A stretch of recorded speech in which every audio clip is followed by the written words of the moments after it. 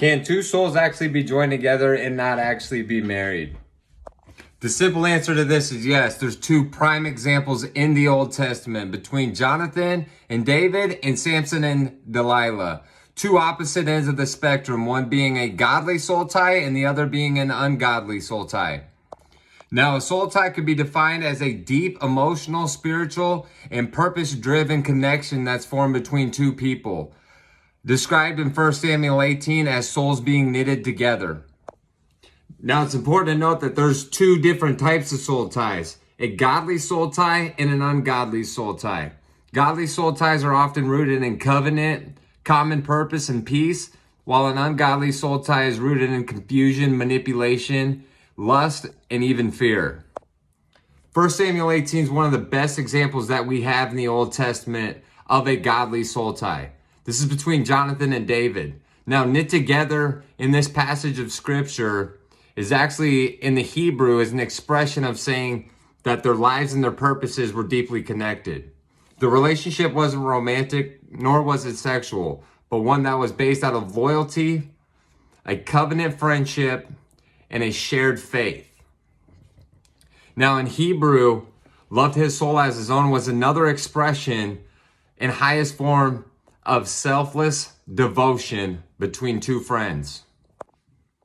Judges 16, that's a whole different story. One of the best examples in the Old Testament of an ungodly soul tie.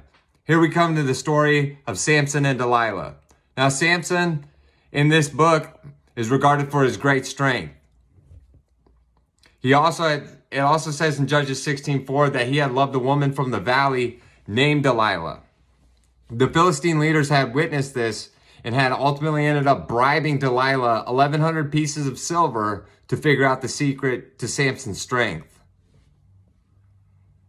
Now, she had asked Samson on 3 separate occasions where his strength had came from, pulling on that infatuation that he had with her. He had toyed with her 3 separate times, and then Delilah ultimately ended up pressing him, saying, "How could you love me if your heart is not with me?" Samson had revealed where his strength came from in Judges 16:17, stating that no razor had ever touched his head. Now, when he was asleep that night, she ended up cutting his hair, and the Philistine leaders had paid her. Now, instead of leaving throughout this process, Samson did make an active choice to remain entangled with Delilah. Now, there's a big contrast between the story of Jonathan and David and Delilah and Samson. Jonathan and David was centered around covenant love, protection, and advancing God's plan, while the story between Samson and Delilah was centered around betrayal, lust, and calling one away from their own purpose. Now, guys, these are 2 great examples of what a soul tie is, the difference between a godly or an ungodly soul tie. I hope that made sense to you guys. If you're interested in joining a community of believers, I'll put a link in the description of this video.